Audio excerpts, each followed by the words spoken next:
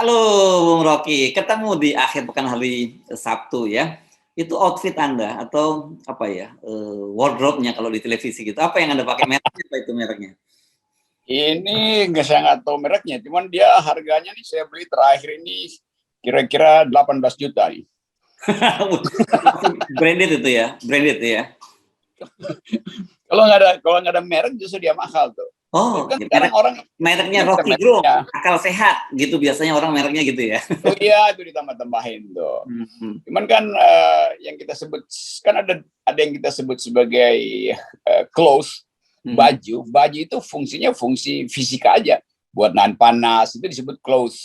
Tapi kemudian ada orang sebut fashion. Dalam istilah fashion itu, baju itu berubah fungsinya dari mencegah atau melindungi tubuh menjadi memamerkan tubuh. Itu bedanya tuh antara clothing dan fashion itu kira-kira. Clothing dan fashion gitu ya. Oke. Ini karena ditanya nih, saya dulu ngajar hal semacam itu tuh, soal estetika termasuk fashion.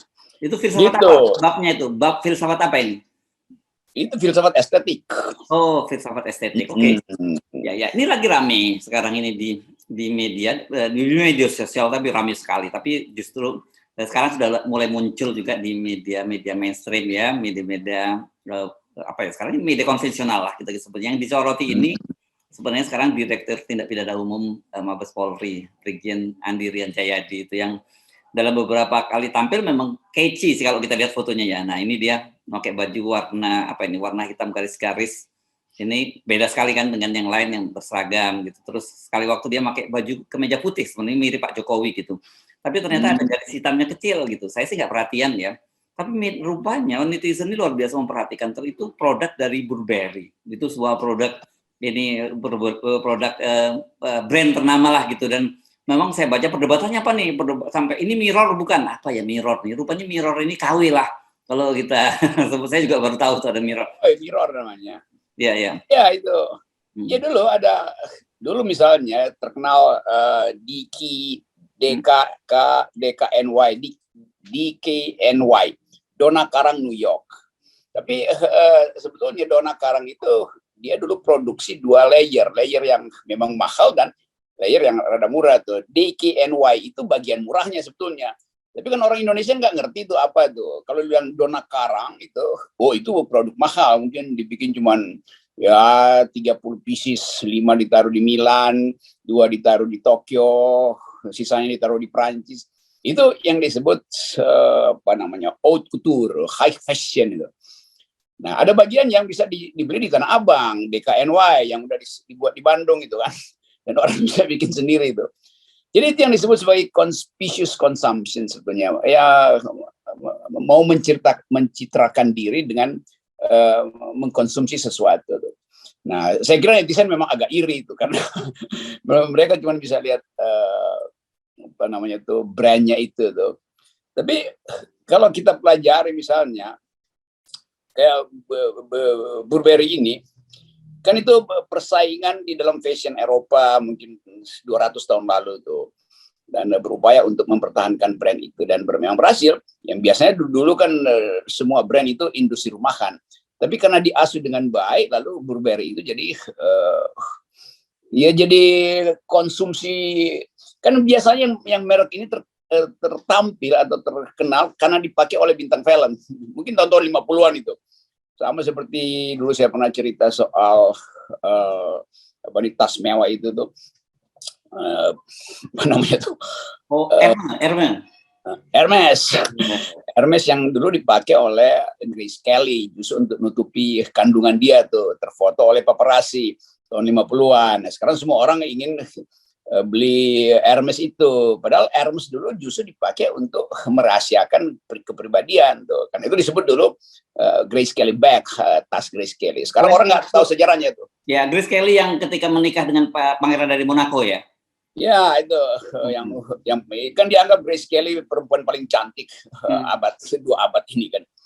Jadi itu sejarahnya. Jadi semua merek sebetulnya ada sejarahnya tuh. Nah, Grace Kelly pernah pakai tas itu buat gebukin seorang pemilik restoran di Amerika yang melarang dia masuk di situ karena dia datang dengan seorang teman perempuannya kulit hitam penulis. Nah, pada waktu itu kan rasisme di Amerika masih tinggi sekali tuh. Jadi hanya boleh perempuan kulit putih yang masuk ke restoran-restoran mewah. Nah, Grace Kelly kemudian pada waktu itu ngundang temennya yang berkulit hitam tapi pinter penulis.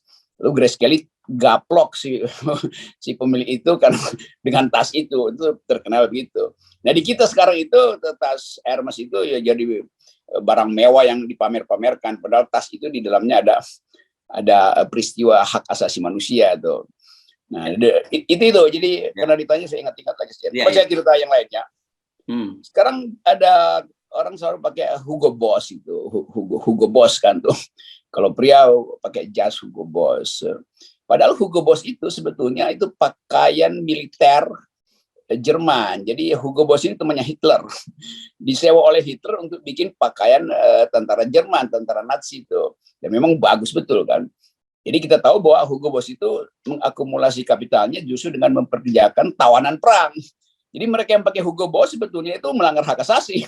Karena Hugo Boss itu kapitalisasinya tuh dia manfaatkan tawanan perang Hitler waktu itu. Tapi itu peristiwa lalu. Nah, saya cuma mau ingatkan itu bahwa di setiap merek ternama ada jejak nih, dan mungkin Burberry ini itu produk Inggris dan ya pasti itu produk bermutu tuh. Kalau yang saya tahu tuh Burberry itu dia bahan yang pertama kali tahan air.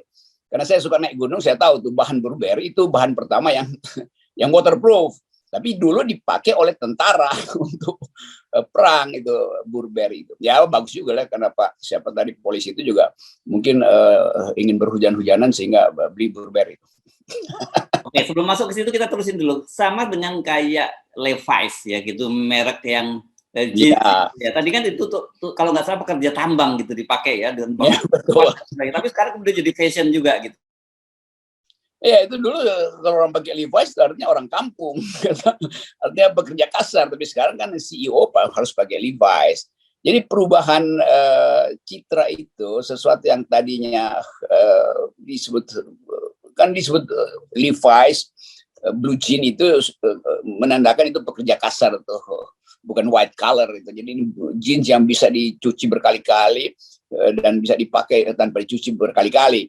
Tapi sekarang dia memang dijual di mall-mall yang mahal itu. Tapi sekali lagi yang mungkin dipersoalkan oleh netizen, ngapain sih polisi itu mesti pamer Burberry itu? Mengapain anggota DPR mesti pakai Hugo Boss itu kan, yang harganya mungkin 60 juta yang paling murah tuh. Kan mereka wakil rakyat. Demikian juga polisi itu. Kan polisi itu harusnya setara dengan kesederhanaan rakyat gitu. Jadi itu tapi mereka ini Bung Rocky kan sebenarnya. Ya, dari lah ya mereka ini kan.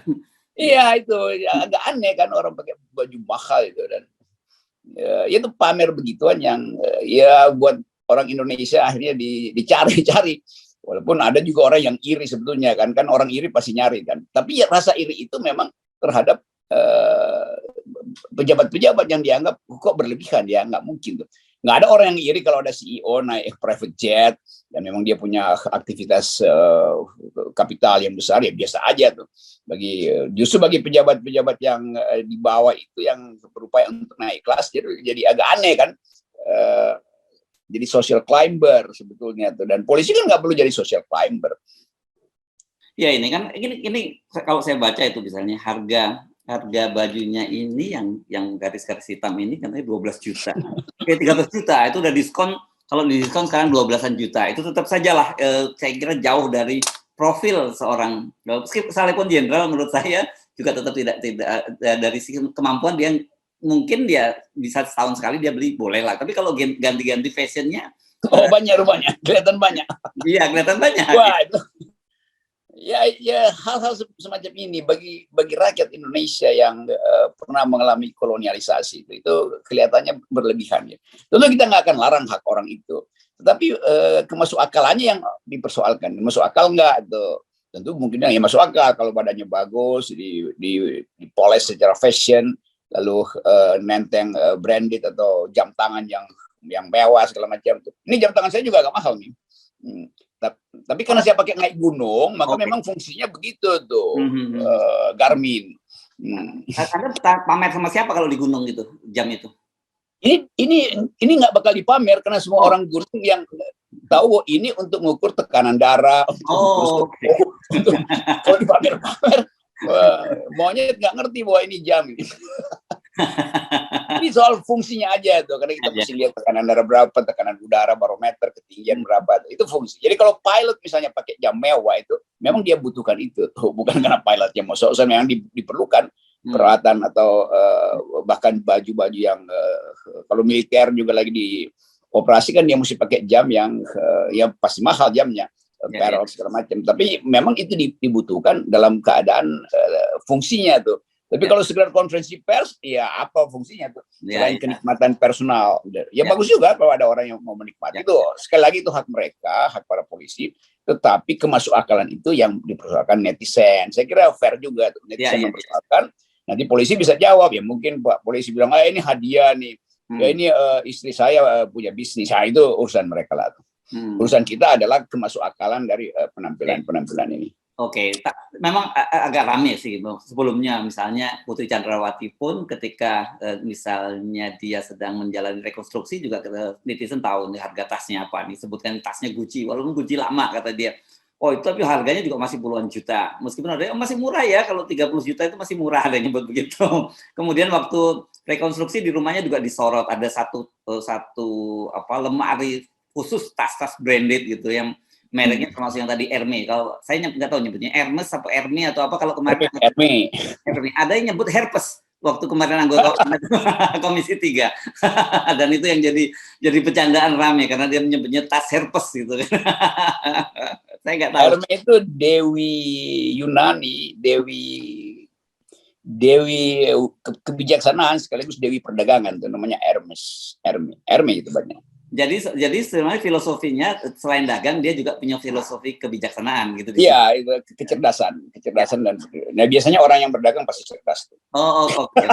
Oke. Di luar tadi kan juga belum lagi mobil-mobil mewah Verdi Sambo, mobil mewah Hendra Kurniawan yang sekarang semua menghadapi sidang kode etik ya. Nah, saya ingin sebenarnya mengajak Anda untuk melihat apa sebenarnya fenomena semacam ini. Karena apa? Karena banyak sekali kalau anak sekarang menyebutnya hedo. Ini saya kira dari hedonism gitu ya. Hedon. Okay. Ya, gaya hedo disebutnya begitu. Gaya hedon, sorry. Bukan hedon, ya. Ya, itu kata hedonisme juga ya bukan hal yang tepat sebetulnya, karena di dalam hedonisme ada etiknya juga itu. Lain kali kita bahas. Tapi bagi anak muda sekarang atau milenial kok hedon banget, kira-kira begitu kan. Kok mau pamer banget. Jadi pamer kemewahan sebetulnya kan. Jadi istilah hedonisme langsung dianggap ini kok mewah yang nggak pantas, kira-kira begitu kan. So pada orang yang hedon itu ya memang dia pantas kan. Misalnya mesti datang ke jet set society, ada gala dinner, mesti tahu table manner segala macam itu, sebelah kanan fungsinya apa, gelas wine beda dengan gelas cocktail. Itu bukan hedonisme, itu memang aturan peradaban begitu. Tetapi kalau dia dilebih-lebihkan yang nggak penting sebetulnya, itu baru disebut oleh anak sekarang hedon. Nah, gejala hedon ini yang selalu terkait dengan akumulasi kapital. Jadi pameran kapitalisme itu pasti menimbulkan hedonisme itu. Padahal sebetulnya milenial dunia sekarang itu berupaya untuk tidak lagi mengkonsumsi barang-barang yang diproduksi dengan akibat lingkungan jadi rusak. Sekarang misalnya netizen di British, di tempat Burberry ini dibuat itu, anak mudanya itu akan cari lewat internet, siapa anak muda di Brasil yang size-nya sama, dia mau kirim bajunya supaya tuker-tukeran itu. Jadi mereka berupaya supaya nggak usah lagi beli baju, karena kan baju itu nggak, paling baju yang dipakai 2 tahun itu paling dalam 6 bulan juga orang udah bosan. Lalu fashionnya berubah tuh. Nah, sekaligus saya terangkan bahwa kata fashion itu artinya yang berubah-ubah. Itu namanya fashion. Fashion artinya hal yang berubah-ubah tuh. Jadi itu sebetulnya tuh. Jadi orang melihat ngapain sih? Padahal millennials itu sekarang bicara tentang etika lingkungan. Dan mereka ya itu udah biasa sekarang tuh. Anak muda antar negara saling tukar baju aja tuh. Dikirim-kiriman itu. Itu lebih murah kan biaya kirim daripada beli yang baru. Iya, iya. Saya kan juga pernah mendengar istilah yang sama, misalnya you are what you wear atau you are what you eat gitu. Nah itu gimana itu kita memahami soal itu? Apakah bagian dari itu gitu untuk menunjukkan bahwa nih gue nih pakaian gue begini, tas gue begini? Ya itu berfungsi dua. Ada yang mau pamer, tapi ada yang mau bilang itu yang otentik tuh. Kalau kalau saya misalnya dikritik nggak pernah pakai batik misalnya, ya karena saya merasa saya pakai batik kalau betul-betul ada hal yang perkawinan misalnya, kalau sekedar diskusi ngapain pakai batik, kan begitu kan. Jadi kita tampilkan aja apa yang ada di kita tuh. Dan kalau kita misalnya justru merendahkan diri seolah-olah menyiasati supaya nggak terlihat mewah, ya itu juga bohong juga secara pribadi kan. Jadi ya biasa aja tuh, yang Anda pakai itulah Anda kan. Jadi semacam itu. Jadi jangan rendahkan diri sendiri sehingga orang lain menganggap Anda berpura-pura tuh. Kan seringkali orang merendahkan diri untuk berpura-pura, atau orang meningkatkan diri juga untuk berpura-pura tuh. Itu yang dulu dibilang oleh Oprah Winfrey. Dia bilang begini, if you undervalue what you do, then the world will undervalue who you are. Jadi kalau Anda merendahkan diri sendiri, maka orang akan anggap Anda memang rendah. Demikian sebaliknya. Kalau Anda meninggikan diri sendiri, orang anggap Anda sebetulnya rendah karena meninggikan. Jadi pameran-pameran hedonisme ini yang juga lagi kita lihat sebagai fenomena yang counterproductive dengan upaya untuk memperlihatkan kesederhanaan. Nah, kita bandingkan misalnya dengan kemarin Citayam Fashion Week itu baju-baju yang betul dikreasi dari keadaan yang murah, tapi karena ditampilkan di ruang publik lalu disorot. Nah, bayangin misalnya kalau anak-anak Citayam itu pakai Burberry itu, di situ orang anggap, itu lo gede-gedein diri lu doang, tuh lo nggak bisa datang ke Paris atau KW itu pasti Burberry KW. Ya, pasti KW itu kan. Sama juga kan banyak produk yang juga perempuan dulu ada brand yang namanya Victoria's Secret itu, bra and lingerie itu kan, yang dulu mahal itu karena dibuat khusus untuk perempuan zaman Ratu Victoria, seolah-olah zaman Ratu Victoria, padahal sebetulnya itu disebut Victoria's Secret karena dulu di zaman Ratu Victoria di Inggris, perempuan itu kalau mandi pun dia mesti pakai baju, karena nggak boleh telanjang, dianggap walaupun dia bilang kan saya di kamar mandi, iya tapi Tuhan bisa lihat tubuh Anda dan Tuhan dipersepsikan sebagai laki-laki. Lalu dibuatlah istilah Victoria's Secret, artinya rahasia Ratu Victoria untuk perempuan. Nah sekarang yang rahasia itu bisa dijual di pasar Depok, ya barang palsu kan. Digelar di lapak itu, bukan lagi rahasia. Maka dipamerkan, ada fashionnya kan, Iya. Jadi kontrasnya begitu tuh. Nah, mereka yang tahu sejarah itu, produk pertama itu justru dibuat di Israel, produk dari Victoria's Secret. Karena bisa dibuat di Bandung dan dia dijual di lapak lah, bagian yang pasti dipalsukan. Jadi itu jadi saya ngomong sejarah fashion jadi. Jadi sebenarnya ini soal kepantasan saja ya, Bung Rocky. Ya betul, soal kepantasan. Ya. Dan itu yang lagi ditunggu orang sekarang kan. Bayangin polisi pakai Burberry, sementara Avanza itu disejajarkan dengan mobil yang mewah sehingga nggak boleh beli Pertalite. Padahal semua nanti kita omongin itu, ya. Apa namanya online mobil itu kan justru mobil yang sederhana tuh, yang tidak mungkin beli Pertamax. Nah, dan dampak dari itu gaya hidup, lifestyle yang sebenarnya tidak ditunjang dengan kemampuan atau tidak sesuai dengan profilnya, ini kan dampaknya menjadi sangat serius kan. Orang kemudian menghalalkan segala macam cara untuk yang fashionable tadi gitu, padahal sebenarnya harusnya dia pakai clothes saja, karena apalagi kan polisi sebenarnya juga punya. Ya itu artinya orang tanya ini ngapain pakai fashion, kan clothes saja kan pakaian itu bukan untuk dipamerkan. Kalau dia dipamerkan dia jadi fashion karena berubah-ubah, dan fungsi fashion itu untuk memberi identitas sosial.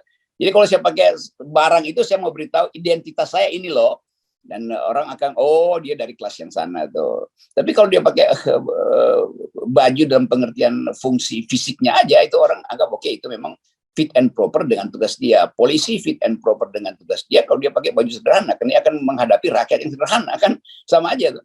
Supaya kan juga rakyat nggak paham tuh ini mau Burberry ke atau Kurberry atau apa. Nggak. Dan sebenarnya menurut saya orang seperti sekelas jenderal segala macam gitu ya, dia tanpa pakaian apapun itu sudah ada respect orang terhadap dia, karena dia punya achievement untuk menjadi seorang jenderal itu kan tidak mudah gitu. Iya, itu juga ada paradoks tuh di dalam teori fashion. Aristokrat itu orang yang kaya, mewah, tinggi, dia nggak akan pakai baju yang ada mereknya, dia pasti copot tuh. Jadi justru begitu tuh, dia beli, kan biasa kalau kita lihat mungkin banyak anggota DPR keluar dari Plaza Senayan pakai jas masih ada mereknya sebelah kiri tuh. Ini Hugo Boss segala macam. Padahal ini mestinya dicopot. Ini kan merek sementara. Jadi dia mau pamer dulu Hugo Boss, itu artinya agak norak kan. Kalau orang dia udah matang, dia nggak akan pamer mereknya. Saya pikir juga gitu, orang brand itu, saya kira brand itu melekat pada masing-masing gitu. Brand Rocky Gerung, saya kira gitu ya. Pakai baju sehat, brand oposisi. brand sehat, brand oposisi. Kemarin nggak pakai baju, orang juga bertanya, tanya ini tapi orang begitu lihat itu Rocky Gerung juga gitu kan ya. Sama dengan ya, banyak orang yang kritik foto itu tuh, wah udah tua, udah keriput segala macam. Oh iya, itu kan orang foto aja yang sebetulnya dibocor-bocorin ya. Jadi kita balik lagi pada soal head down itu kan. Dan kalau Pak Jokowi bilang menghemat, ngapain impor tuh kita bisa produksi sendiri. Lo justru barang impor mewah itu yang dikonsumsi oleh orang-orang sekitar kekuasaan kan, itu paradoksnya itu. Ya. Pak Jokowi pakai kemeja putih ya. Pakai celana hitam biasa aja, pakai sepatu murah, nggak perlu disebut-sebutin, orang tetap tahu bahwa itu Pak Jokowi gitu ya. Jadi nggak perlu. Jadi kalau Pak Jokowi pakai baju aneh, justru dianggap ini pesanan pasti. Tapi kalau dia pakai baju putih, kemeja putih, celana hitam, orang tahu, oh ini presiden yang ingin 3 periode, gitu brandnya.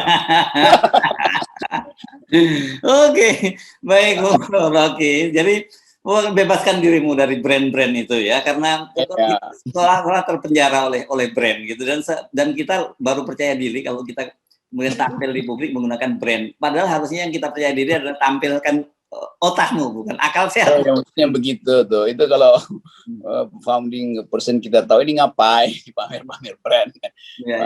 Yang berkali-kali kita bahas, artinya semua orang ingin jadi hugeng sebetulnya tuh. Kalau mau jadi hugeng ya udah, Pak Hugeng itu batiknya batik lusuh dan baju-baju Hawaii yang udah bertahun-tahun nggak diganti-ganti. Tapi dia percaya diri aja. Dan sampai sekarang polisi brandnya adalah Hugeng, kan itu. Ya. Oke, baik, terima kasih Bung Rocky, dan brand kita adalah tetap 0%.